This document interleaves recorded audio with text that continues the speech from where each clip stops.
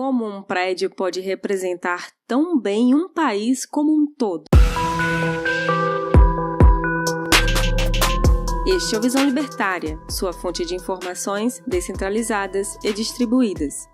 Conhecido como o Hotel da Morte, Hotel Fantasma ou Hotel Maldito, o Hotel Ryugyang, localizado em Pyongyang, capital da Coreia do Norte, é um monumento histórico que, infelizmente, representa a miséria de milhões de pessoas. Mas como isso aconteceu e por que esse hotel ficou com uma fama tão ruim? Para entender isso, temos que retornar até as causas do início da construção desse monumento histórico. Como você já deve saber, após a Segunda Guerra Mundial, as duas Coreias foram separadas próximos ao paralelo 38, ambos os lados com ditaduras apoiadas pelas potências mundiais da época. O Norte contava com o apoio soviético, enquanto que o Sul tinha suporte americano. Porém, essa divisão estava longe de ser equilibrada. A maior parte dos recursos naturais e terras cultiváveis estavam localizadas ao norte da divisão, de forma que nos anos seguintes ao cessar-fogo entre as Coreias, a do norte estava economicamente muito à frente da do sul. Até já abordamos esse tema com mais precisão no vídeo A Economia da Coreia do Norte. Mas, a partir de 1965, a Coreia do Sul ultrapassou seus vizinhos do norte economicamente. A princípio, isso era visto como apenas um ponto fora da curva pelo ditador norte-coreano. Entretanto, a cada ano, a Coreia do Sul abria uma diferença ainda maior em prosperidade econômica. Nos anos 80, essa diferença se tornou inaceitável aos olhos de Kim Il-sung, o ditador da Coreia do Norte. Aqui, vamos fazer um parênteses, já que todos os ditadores norte-coreanos são da família Kim. Para simplificar, vamos chamar o primeiro ditador, que foi um guerrilheiro revolucionário, Kim Il-sung, de Kim I. O segundo ditador, Kim Jong-il, que era apenas uma criança mimada que não entendia nada da realidade, de Kim II.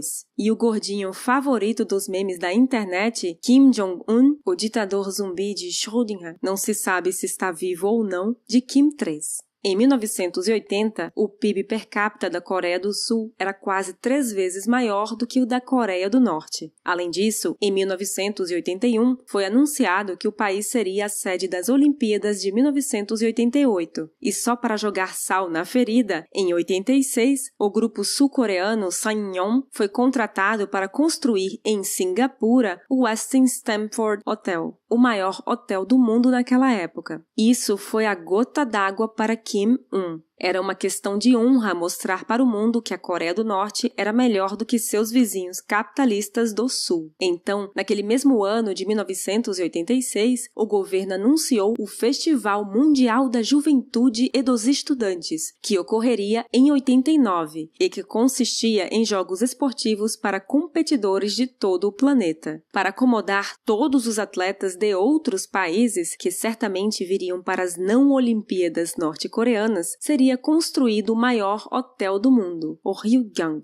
Em 1987, o Hotel da Morte teve sua construção iniciada. Projetado para ter 330 metros de altura e 105 andares, o Ryugyang teria 3.000 quartos e em seu topo 7 restaurantes com visão panorâmica. Feito inteiramente de concreto para durar para sempre, o hotel tinha de ser construído no formato piramidal para suportar todo o peso da estrutura maciça. Coincidentemente, nessa época, o ditador Kim I, que já estava com mais de 70 anos, estava preparando o terreno para seu sucessor, Kim II.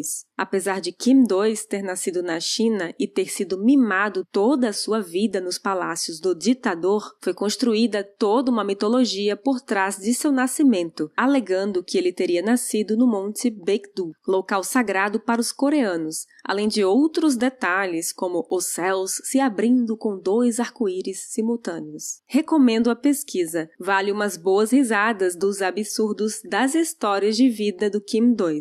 Então, o formato piramidal do Ryugyang também servia como referência ao local sagrado onde Kim II teria supostamente nascido. A princípio, o hotel deveria ser finalizado para as não-Olimpíadas de 1989, mas se você conhece alguma coisa de obras públicas, sabe que elas sempre atrasam. Então, a data de entrega foi adiada para 1992, para comemorar o aniversário de 80 anos de Kim Un. Claro que todas as menções à conclusão do hotel para o festival de 1989 foram devidamente apagadas. Para concluir essa obra literalmente faraônica, o governo norte-coreano gastou cerca de 750 milhões de dólares, ou seja, 2% do PIB do país. Para fins de comparação, seria como se o Brasil gastasse 37 bilhões de dólares na construção de um hotel onde brasileiros nem poderiam entrar. Isso seria mais da metade da verba do Ministério da Educação por um único hotel. Sem dúvida, uma escolha muito sábia do ditador norte-coreano. Porém, em 91, a União Soviética deixou de existir,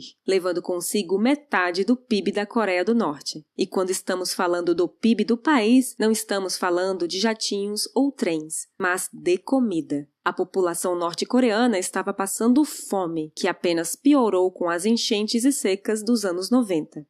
E antes que o amigo socialista venha dizer que isso era por causas naturais que não poderiam ser evitadas, é bom informar que a agricultura estatizada do país devastou completamente áreas de florestas virgens, o que causou uma erosão acelerada no solo. Por causa dessa crise econômica sem precedentes, a construção do Ryugyong parou em 1992. O abandono da obra foi tão imediato que pelos próximos 16 anos, um guindaste de construção ficou enferrujado no topo do hotel, que não tinha portas, janelas ou elevadores, mas apenas uma massa de concreto cinza se elevando a mais de 300 metros de altura, uma verdadeira tumba de concreto que pairava sobre a capital do país. Tamanha era a vergonha do ditador que ele ordenou que todas as fotos e filmagens que tivessem o prédio ao fundo fossem modificadas, pintando sobre a imagem do hotel ou removendo digitalmente. Enquanto o ditador sentia a dor da vergonha, a população passava fome. Em 94, Kim Un faleceu, e apesar de Kim II não assumir o trono oficialmente até 1997, todos sabiam que ele era o comandante do país. Porém, Kim II era um ditador ainda mais cruel que seu falecido pai. Por causa da falta de comida, ele adotou o slogan "Vamos comer apenas 2 vezes ao dia". E por "vamos", ele se referia à população comum. Ele mesmo tinha a seu dispor vários chefes 5 estrelas vindos de outros países, exclusivamente para cozinhar várias iguarias extremamente caras. Porém, com o maior declínio econômico, ele passou a instituir uma forma de racionamento, em que ele e seus aliados comiam o quanto quisessem. As pessoas apoiadoras do Partido Comunista passavam um pouco de fome, e aqueles que fossem considerados suspeitos de não apoiar o regime morreriam sem comida. Por causa da fome, milhares ou até milhões de pessoas tentaram deixar o país, principalmente para a China. Obviamente, o governo acoberta até hoje o número de mortos, dizendo que apenas 240 mil morreram de fome, enquanto que estudos independentes apontam que o número está entre 2,5 a 3,5 milhões de pessoas. Os relatos terríveis dos refugiados que saíram do país naquela época são de assustar. Histórias de famílias em que os mais velhos ficaram sem comer até a morte para que as crianças tivessem chances de sobreviver eram abundantes. A população de sapos do país foi quase extinta, pois os moradores estavam comendo qualquer coisa que encontrassem. Porém, a coisa piora. A propaganda do governo era que a capital estava muito bem, então os camponeses pensavam que a fome era apenas em seu local, e já que eles eram proibidos de sair de suas cidades, eles começaram a enviar suas crianças para Pyongyang, a fim de que eles tivessem pelo menos o que comer. A consequência imediata foi o êxodo de milhares de crianças, que, sem seus pais, começaram a morar nas ruas da capital, muitas morrendo de frio ou de fome. E, mais tarde, algumas começaram a desaparecer. Segundo relatos de fugitivos do país, o destino desses jovens foi algo terrível, tão terrível que citar o ocorrido pode acarretar em problemas para o canal, então sugiro que pesquisem por conta própria. Em meio a todas essas mortes, lá estava o Ryugyong, servindo como uma lápide gigante para todos os milhões que morreram por causa do governo norte-coreano. Considerando o número per capita, mais pessoas morreram pela fome na Coreia do Norte do que no grande salto para frente de Mao Zedong.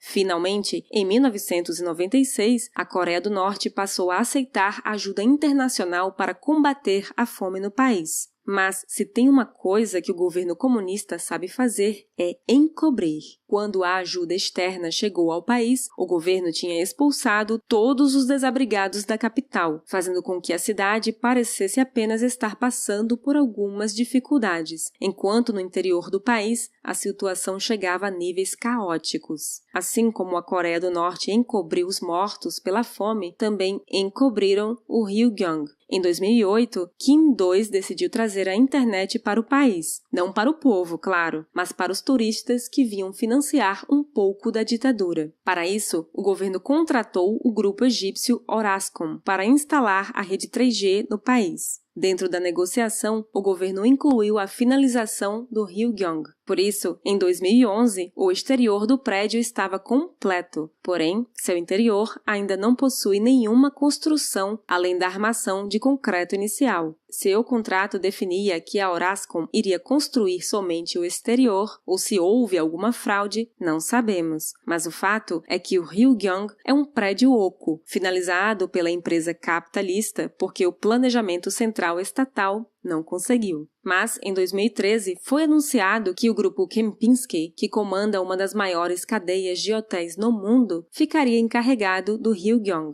Infelizmente, 2013 também foi o ano em que Kim III anunciou para o mundo o programa nuclear norte-coreano e realizou seus primeiros testes de bombas atômicas. Digamos que o grupo Kempinski desistiu rapidamente da ideia de gerenciar um hotel em um país que pedia por uma guerra nuclear. Então, o que fazer com esse hotel oco? Kim III teve uma excelente ideia: transformá-lo em uma Times Square. Em 2018, luzes de LED foram instaladas no exterior do prédio, fazendo com que propagandas do governo sejam reproduzidas para toda a cidade. Lembrando que estamos falando de um país onde somente a capital possui eletricidade, e mesmo na capital, os racionamentos são constantes. Mas o Hotel Ryugyong é sem dúvidas o melhor exemplo do que é a Coreia do Norte. A princípio, uma obra faraônica para demonstrar grandeza, sendo posteriormente deixada aos ossos, servindo de lápide para os milhões de mortos, para finalmente ser coberta, permanecendo um esqueleto velho e acabado por dentro, mas que propagandeia o comunismo por fora.